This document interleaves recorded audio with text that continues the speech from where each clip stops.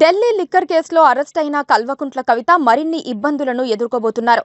ఇప్పటికే 23 వరకు కవిత ఇప్పటికిప్పుడు బయటకు వచ్చే అవకాశాలు లేవన్నది ఓ వాదన. ఇప్పుడు ఆమె భర్త అనిల్ కుమార్ కు ఈడీ సమన్లు చర్చనీయాంశమవుతున్నాయి. ఇంతకాలం భార్యాచాటు భర్తగా ఉన్న అనిల్ కూడా స్కామ్ లో పాత్రధారి అయ్యుంటారని అనుమానిస్తున్నారు. రాజకీయ ప్రత్యర్థులైతే జరూర్ దాల్ మే కుచ్ కాలా హై అని వ్యాఖ్యానిస్తున్నారు. ఢిల్లీ రౌజ్ ఎవెన్యూ కోర్టులో రోజంతా జరిగిన విచారణ, వాదోపవాదాల తర్వాత న్యాయమూర్తి నాగ్పాల్ ఈడీ వాదనతో కొంతమేర ఏకీభవించారు. కవితను 10 రోజుల కస్టడీకి ఇవ్వాలని ఈడీ కోరగా ఈ నెల 23 వరకు ఈడీ విచారించుకోవచ్చని న్యాయమూర్తి ప్రకటించారు. న్యాయమూర్తి ఉత్తర్వులిచ్చిన గంటలోపే ఢిల్లీ లిక్కర్ స్కామ్ లో మరో ట్విస్ట్ బయటపడింది. బీఆర్ఎస్ ఎమ్మెల్సీగా ఉన్న కవిత భర్త అనిల్ కుమార్ కు ఈడీ నోటీసులు జారీ చేసింది. అనిల్ తో పాటు కవిత పిఆర్ఓ రాజేష్, మరో 3 పర్సనల్ అసిస్టెంట్లకి కూడా ఈడీ సమన్లు పంపింది.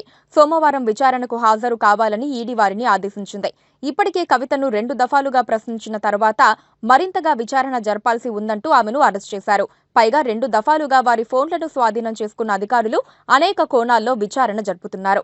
కవిత కుటుంబం పరిస్థితి ముందు నుయ్యి వెనక గొయ్యి అన్నట్లుగా తయారైంది. భర్త అనిల్ హాజరు కావాలా వద్దా అన్నది ఇప్పుడు వాళ్లు తేల్చుకోలేని అంశంగా మారింది.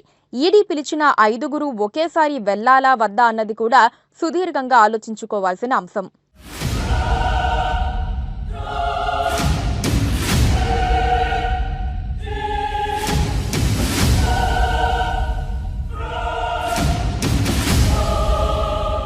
ఎందుకంటే ఈడీ ముందుకు వెళ్తే పరిస్థితులు ఎలా ఉంటాయో ఊహించడం కష్టమే అవుతుంది. అనుమానం వచ్చిన ఇద్దరిని ఎదురెదురుగా కూర్చోబెట్టి ప్రశ్నించటం దర్యాప్తు సంస్థలు పాటించే వ్యూహాల్లో ఒకటి. ముందు విడివిడిగా అడిగిన ప్రశ్నలకు, తర్వాత కలిపి అడిగిన ప్రశ్నలకు సమాధానాలు తేడా ఉంటే మాత్రం నిందితులుగా పేర్కొన్న వాళ్లు ఇరుక్కుపోవాల్సిందే. అందులో ఎలాంటి సందేహమూ ఉండదు. కవిత భర్త అనిల్ ఈడీ ఆఫీస్కు వెళ్తే మాత్రం కవితను, ఆయన్ను ఎదురెదురుగా కూర్చోబెట్టి ప్రశ్నించటం ఖాయమని న్యాయ నిపుణులు చెబుతోన్న మాట. పైగా మొత్తం వ్యవహారాలు ఆమె పిఏలు చూసుకునే క్రమంలో వారి వాంగ్మూలం కూడా కీలకమవుతుంది. దాంతో ఇప్పుడు వారందరినీ ఒకే గదిలో కూర్చోబెట్టి ప్రశ్నల వర్షం కురిపిస్తే ఏమవుతుందనేది పెద్ద ప్రశ్న. అనేక కీలక సాక్ష్యాలు ఈడీకి దొరికినట్లే అవుతాయి. అప్పుడు కవిత ఒక్కరే కాదు, ఆమె భర్త అనిల్ కూడా ఈ కేసులో ఇరుక్కున్నట్లే అవుతుందని చెబుతున్నారు. కవిత దాదాపు 6 నెలల పాటు ఢిల్లీలోని 5 నక్షత్రాల హోటల్లో లిక్కర్ మంత్రాంగం నడిపారని కూడా వార్తలున్నాయి. ఆ సమయంలో భర్త ఆమెకు సహకరించారా అన్నది కూడా ఈడీ పరిశీలనలో ఉందని చెబుతున్నారు. కవిత వెంట అనిల్ ఎన్నిసార్లు ఢిల్లీ వెళ్లారు, వారిద్దరి మధ్య ఫోన్లో జరిగిన సంభాషణ ఏంటన్నది కూడా దర్యాప్తులో భాగమైంది. కవిత నుంచి స్వాధీనం చేసుకున్న ఫోన్ల సమాచారాన్ని వాళ్లు అధ్యయనం చేస్తున్నారు.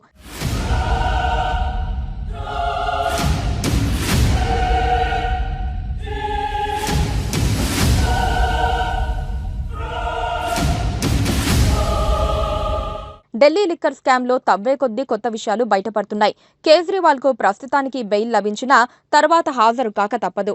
ఈలోపే జైల్లో ఉన్న మనీష్ సిసోడియాను, కవితను ఏకకాలంలో ప్రశ్నించే అవకాశం ఉందని చెబుతున్నారు. పైగా కవిత ఫ్యామిలీ కూడా అదే చోట ఉండొచ్చు. ఏదేమైనా కవితకు కష్టాలు ఖాయంగా కనిపిస్తోంది.